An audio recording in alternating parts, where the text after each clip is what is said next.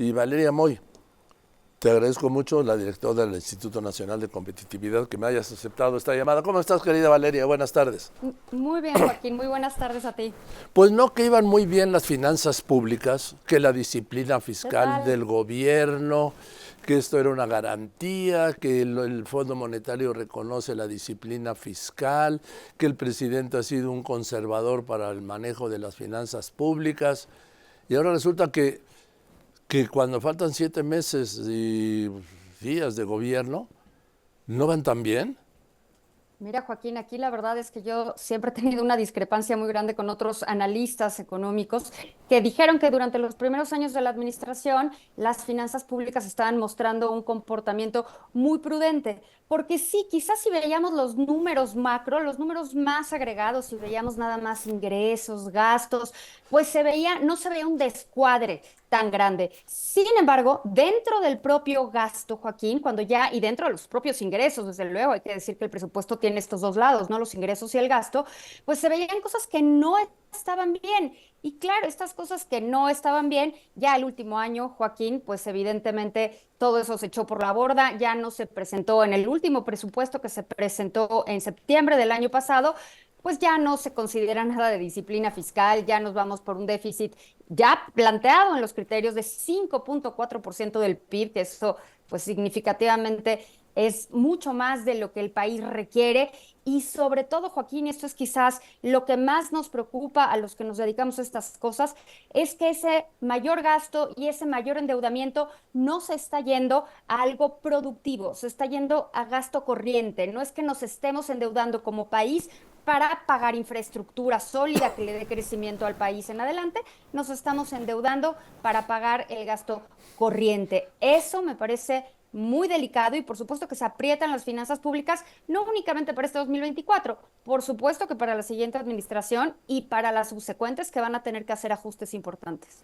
A ver, Valeria, a mí me decía un maestro, lo recuerdo mucho, que el endeudamiento exterior solo se debería hacer para actividades productivas, no para gasto corriente y menos para gastos sociales.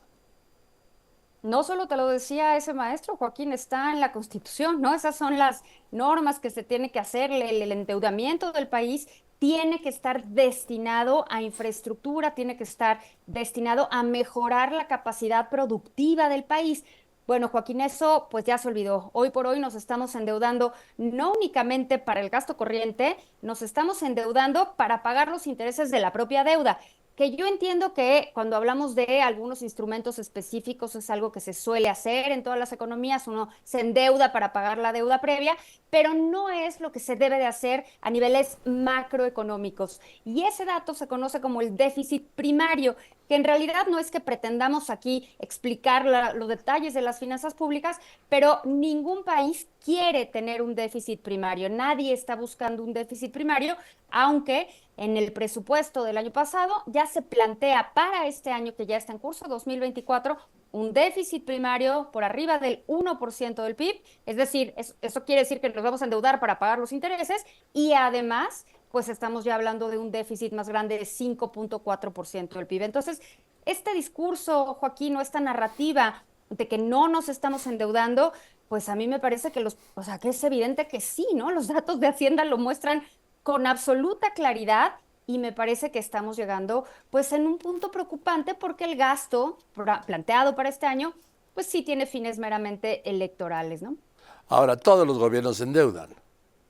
Sí, yo no digo que nos vamos a endeudar, a mí no me parece nocivo ni mala la deuda en términos generales, ¿no? Me parece que es una herramienta financiera útil que si uno sabe para qué utilizarla, si uno sabe cómo utilizarla, si sabes a qué tasas de interés te conviene endeudarte, me parece súper útil. Todas las empresas se endeudan, si quieres crecer tu negocio es muy común endeudarte, o sea, la deuda en términos generales no le tenemos por qué poner esta característica de buena o mala. Y en ese sentido, como país, por supuesto que todos los países se endeudan y voy a estirar un poquito más la liga. Te diría que harían mal si no se endeudaran, porque hay recursos que permiten fondear obras de infraestructura que a lo mejor en un momento en el tiempo le mete demasiada presión a los ingresos o a las finanzas públicas de un país. Se me parece normal que nos endeudemos.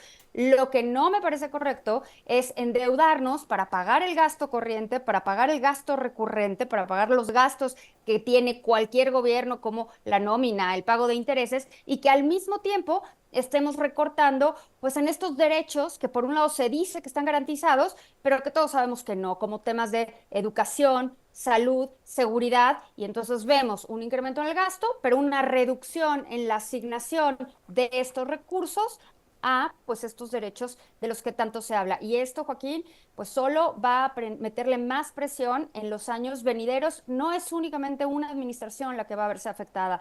Yo creo que aquí tenemos que hablar ya más de mediano y de largo plazo del país, porque la situación de este momento, a raíz de la caída de ingresos petroleros, sí pone al país en una situación, no te diría crítica, pero sí me parece que ya empezamos a ver algunas señales que tendríamos que atender. Ahora, ¿quién las va a atender? ¿Quién las va a atender? Al que él o la que siga, Joaquín. No va a tener opciones. Tú imagínate que al principio de esta administración, de todo lo que gastaba el país, el presupuesto, el 16% se iba a pensiones. 16% ya es mucho, pero para este año ese porcentaje subió a 22%. Y este porcentaje solo va a ir creciendo en función de que la población pues vaya no solo aumentando, sino que la población de adultos mayores vaya creciendo por las dinámicas propias de cualquier población.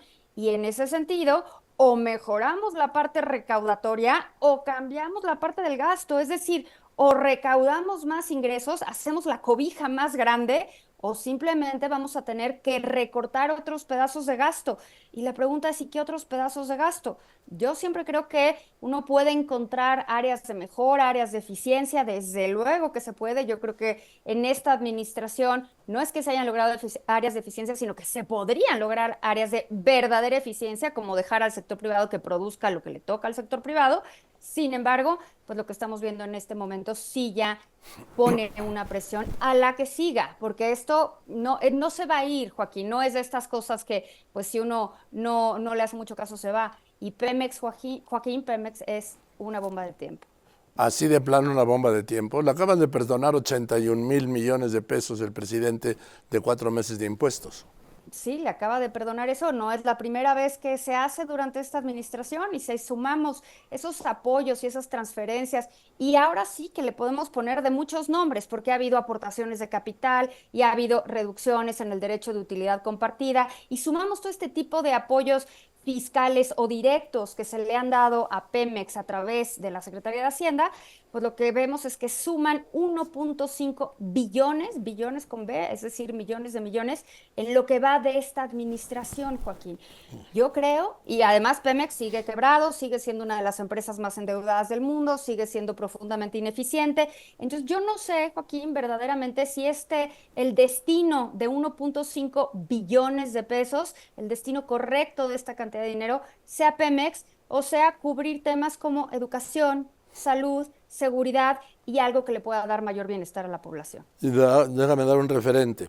Dices tú que se han tirado al bote de Pemex 1,5 billones, 1,000,000 de millones y 500,000 millones de pesos más.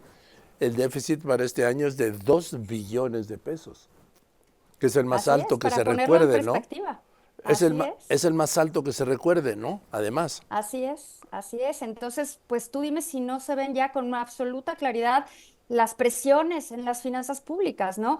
Y pues por más que se diga una cosa, los datos están ahí, la presión está ahí, en tasas, nos hemos endeudado además en un momento de tasas de interés muy altas, porque luego nos presumen las colocaciones de deuda de Pemex.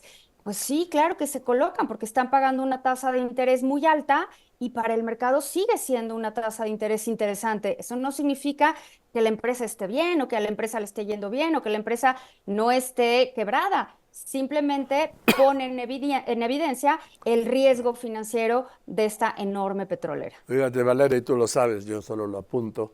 Estoy hablando con Valeria Moy. Los bonos de Pemex están pagando 3 veces más que otros. Y el que ¿Y por qué responde, lo hacen? Por riesgo. sí, y la garantía no es Pemex, es el Estado mexicano. Esa es una línea que ya se cruzó en esta administración, me parece que es una línea delicada. Era muy importante mantener esa separación entre Pemex, la deuda de Pemex y la deuda soberana, que claro, cualquiera me diría, oye Valeria, pero al final del día ningún gobierno, no solo se trata de este, va a dejar quebrar a esta gran empresa. Y creo que va más allá de eso, porque si hay un respaldo tácito de no importa, pase lo que pase, vamos nosotros a rescatarla, pues me parece que los incentivos no se alinean a que Pemex diga, bueno, voy a poner las cosas en orden. Si sabes que siempre va a haber alguien que te va a rescatar, pues no necesariamente tienes los incentivos correctos para hacer que tu empresa, tu negocio, lo que sea, opere de manera eficiente. Y yo creo que desafortunadamente el caso de Pemex nos lo muestra con absoluta claridad. Evidentemente los bonos de Pemex están en tasas más altas que el bono soberano por el riesgo que implica y al mismo tiempo se sabe que cuentan una garantía del gobierno federal. Estamos cruzando líneas que me parece que son delicadas en términos de financiamiento No, público. nada más dime por último, entonces, ¿qué hacer con Pemex, Valeria?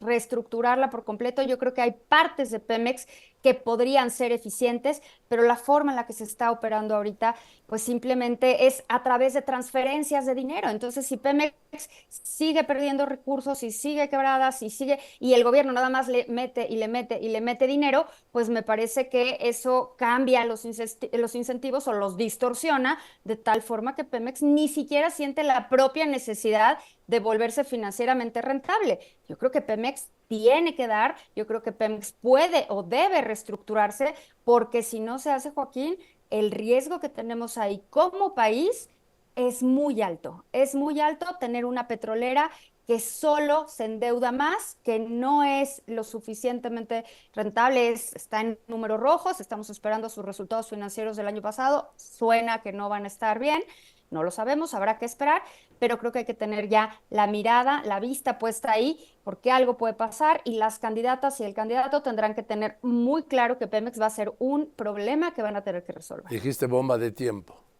Así es, los números así lo muestran, o lo arreglan, o le meten mano, o solucionan esto, o el problema no va a ser más que crecer. Y el problema, Joaquín, a pesar de los números financieros desastrosos de Pemex, el problema ya no es solo de recursos, es un problema de reestructura, es un problema mucho más profundo que únicamente hablar de billones de pesos. Imagínate qué tan serio es el problema de Pemex que no se ha resuelto con billones de pesos. Gracias, Valeria. Encantada, Qué Joaquín, un bueno que placer. entraste el viernes por la tarde para dejarnos ya tranquilos. Animados para el fin de Sí, semana. venga, pues te mando un abrazo, Valeria. Muchas gracias. Otro de vuelta, Que estés Joaquín. muy Hasta bien. Buen luego. fin de semana. Ahí está para las candidatas y el candidato. La situación financiera.